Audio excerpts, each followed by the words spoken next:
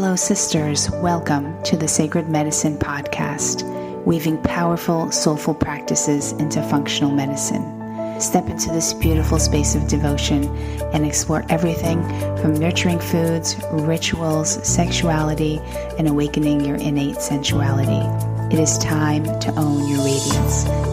This is the Sacred Medicine Podcast.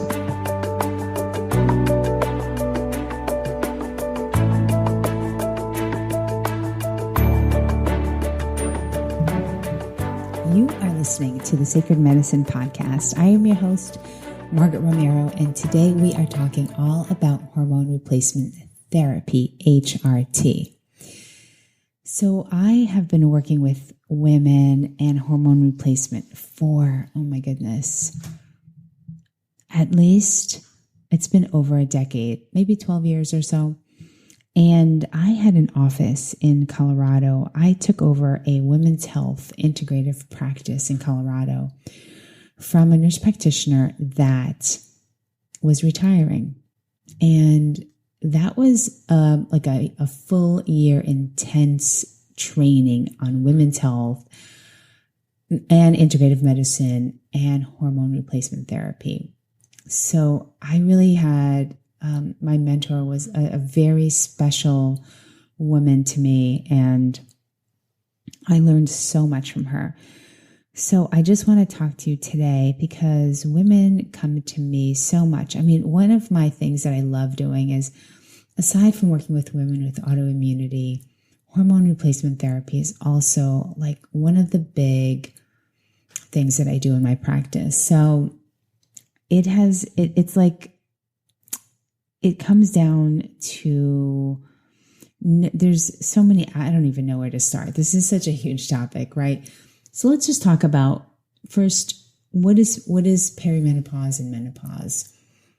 So perimenopause is the time in a woman's life. It could be sometimes it starts as in the 40s, sometimes early 40s, but for the most part, it could be any time between mid-40s to late 40s. And that's a time that we call perimenopause. And it's a time when a woman will start to see some fluctuations in her cycles. She will start to notice either they are short or they're long, or sometimes you'll have some missed months of missed periods. They'll be sometimes super heavy or super light. And it'll sort of fluctuate this way and it's so different for so many people. For some women, it could be a year. For some other women, it could be longer than a year. And when you reach a point when you haven't had a full period or a period at all for 12 months, so for a full year, then you're officially in menopause. And during this time, I have women who come to me because they notice these unbearable number of hot flashes. They could be anywhere between 4 per day up to 20 plus hot flashes. So when a woman experiences these hot flashes, they could be so unbearable. They wake up at night just drenched, soaking through their clothes, sometimes through their sheets, their pillowcases. And sometimes it'll happen also during the day while they're at work. They're just like so hot. They have to like take off. If they have a sweater on, if they have got a couple of layers on, they just have to take off a couple of layers. And when it starts to interfere with your life in that way, where you're constantly like, oh my gosh, I'm getting another hot flash, then it's time to do something about it. But there are also a lot of factors that go into deciding if and when a woman is ready for hormone replacement therapy. Now, I say this because if a woman has a family history of cancer, breast cancer, if a woman has breast cancer, it's something that we sort of have to pause and see what we can do. Now, typically, if they've had breast cancer, that's a time when I don't typically put a woman on hormone replacement therapy, especially if she's had different, receptors and her cancer has been checked. And let's say it's been shown that she's either estrogen or progesterone positive. I am not comfortable putting a woman on HRT. It's a very hard place to be when you're suffering so much. If you've had, let's say, a hysterectomy, a full hysterectomy, not just a partial, but a full hysterectomy. I mean, sometimes women with partial hysterectomies can still be affected, but when you've had a full hysterectomy and you're having symptoms, but it wasn't related to cancer, maybe you had some fibroids or other issues, and they felt that a full hysterectomy was necessary, but it wasn't due to cancer, then I have put women on hormone replacement therapy. Or if you've been on medication that has been for autoimmunity and has been sort of like chemo, it's been sort of similar to chemotherapy, and you're no longer fertile and you were sort of pushed into menopause prematurely, then I have also put women on hormone replacement therapy for that reason. But when it comes to cancer, if you have a very strong family history or if you yourself have gone through cancer, then those are the times when I am extreme caution is taken. And at times I do not and will not put a woman on HRT. Now, for women that have not had a history of cancer or have any family history of cancer, then we can move forward depending on the symptoms and how severe they are. The type of HRT that I use is plant-based. I do not use the synthetic forms of progesterone or estrogens. I also never put a woman on estrogen without an opposing progesterone. Being solely on estrogen by itself, and I have seen women have come to me with estrogen alone. I never understood why. That is a huge risk to put women only on estrogen without progesterone is very risky. It can increase your chances and risk of cancer. So I am not saying that plant-based hormone replacement therapy comes without its risks. It is hormones, and granted, it is similar to our own compared to the equine estrogens out there that I have never put a woman on. Those are the ones typically prescription-based. Premarin, for example, those are hormones made from horse's urine. The body does not recognize this. It does not know how to secrete it or excrete it from the body. It builds up and it can increase your risk of cancer. So that is not the type that I prescribe. And I am more of the natural approach, which is the bioidentical hormone therapy, which means it is identical to our hormones and our body recognizes it and it is able to excrete it safely. And that is the plant-based ones that I'm talking about. Now, I only use hormone therapy that is compounded from a compounding pharmacy, which means I can create any milligram dosage that I feel is necessary. I am not just the prescription ones there are only certain doses that you can give. I can create any dose of my choice. And at times I will compound estrogen with progesterone combination, which is, I always will combine estrogen with progesterone. And I typically will have a estrogen, I'll have two of them, and it'll be called biased. So 2 different types of estrogen along with a progesterone. And sometimes I'll even add a little testosterone in there. If a woman is having libido issues, very low testosterone, it's a nice additive to help with vitality, feeling a little bit more, vital, libido, a little libido booster. And so that's typically what I do. Now, like I said, it's really also what symptoms a woman is having. Hot flashes is typically the most common, but we'll also see lots of vaginal dryness, painful intercourse. Once your levels of estrogen get low enough in the body, and it happens to all of us who age, there will be a lot of changes in the body that you will see happen. So estrogen allows for healthy hair, healthy skin, suppleness to vaginal tissues. The moisture in the vagina is due to estrogen. And then the skin, when you lack estrogen, will also sort of become a little crepey. And also the skin can at times become very thin. Now, these are some of the outward signs, but it also can affect bones. It can affect your cardiovascular.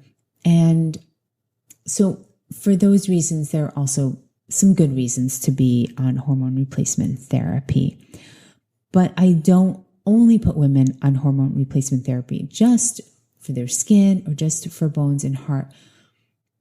Mainly women come to me when they start to really have some very noticeable symptoms, such as hot flashes and painful intercourse due to low estrogen levels in the body, which can create painful intercourse because the vagina becomes very dry. But I also may add for women that may just have vaginal dryness, there also is a very low potency estrogen called estriol that you can apply a cream vaginally. The compounding pharmacy can also create small little tablets that you can put in as well. But there is also some prescription ones that I'm okay with prescribing for women when they're using, if they just want some vaginal comfort. So I have done that also in the past, but I typically will rely on the compounding pharmacy to create different types of vaginal creams or it comes in little tablets and things like that. So now, the biggest thing is, the first thing is first, the symptoms that you're having. So women will say, how do I get rid of this? I don't feel good, or I'm really tired, or I've gained some weight. That's another thing, is weight gain. When your estrogen and progesterone levels drop, women tend to gain weight around their midsection. It's pretty common. Along with that, they'll start to feel the hot flashes, the vaginal dryness, and it's sort of, it can happen very gradually. Sometimes women will experience it somewhat suddenly when the estrogen just sort of plummets and drops. So there's so much that goes into it. I do a very extensive history. And so there's so many factors that come into play when I decide whether or not a woman needs hormone replacement therapy. But I typically will decide on going the compounding way, the plant-based way. And if you are listening to this and you're having some symptoms, sometimes they could be really mild, very mild. Maybe you have 1 to 2 hot flashes per day. They're not a big deal. You're not noticing any other symptoms. Then I typically don't put women on hormone replacement. If you can live with a couple of hot flashes per day, they're mild enough. Hormone replacement is not necessary. And I just feel like putting women on it too soon typically, the other question I get is, how long can a woman be on hormone replacement? I'd say the average amount of time is typically anywhere between 5 years. That's about the typical time. And it can go as long as 10 years. Now, I will say that a lot of women do not want to get off their HRT because they feel so good on it. And they have such nice, noticeable differences to their skin and just to their health and vitality in general. And so I also do a couple times a year, 2 to 3 times a year. I will check blood work. I will check their hormone levels. We may also end up doing also a urine test through other types of hormone testing to make sure where the different hormone levels are. I also check for estrogen metabolism in other types of testing, just to make sure they're metabolizing their estrogen.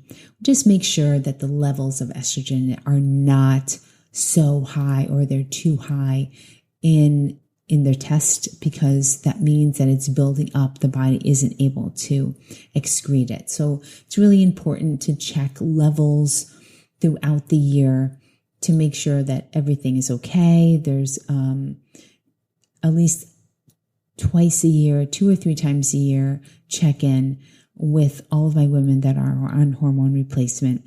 When you first start on hormone replacement, though, the check-ins are more often because I need to make sure that they're controlling the dosage you're on, are controlling your hot flashes and a lot of your symptoms. If they're not, then we need to adjust accordingly.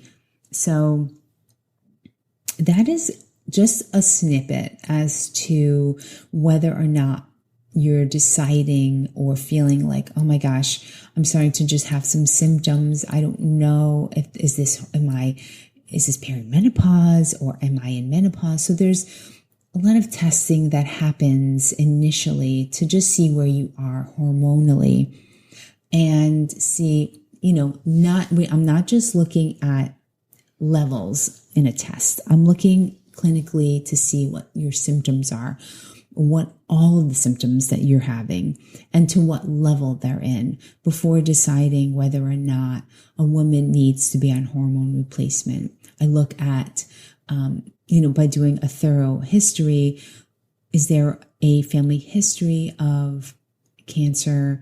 Have you had a history of cancer? And also just to see how you are functioning throughout the day. How severe are the symptoms? Are they not too bad? Maybe we can, go another few more months without it. You may not need it right now, or you may never need it. A lot of women, depending on their adrenal function, can go through menopause with hardly any symptoms. So it's so varied because women's bodies are so different and everyone's so different. So I just wanted to put this out there because it's been it's such a common question that I get so often. So I just wanted to create this podcast to just sort of have you think about, my symptoms aren't really that bad. Or I'm 49, I'm going to be 50 soon, and I'm starting to see some changes. And so if you've never had your hormones checked or certain menopause markers, then maybe if you're starting to have some symptoms, maybe it's time to get those checked. Maybe going through your GYN. Though sometimes what I find is that a GYN may only know to prescribe those synthetic hormones, which are not safe. And, the Premarin and things like that, they're not safe for a woman's body. I will say that. And if you have a provider that only knows how to prescribe those, you may want to find somebody else. I'm just not a proponent in those synthetic hormones, those progestins and Premarins. They're not good for you. And if you're on them, you may want to seek someone else to be put on something else.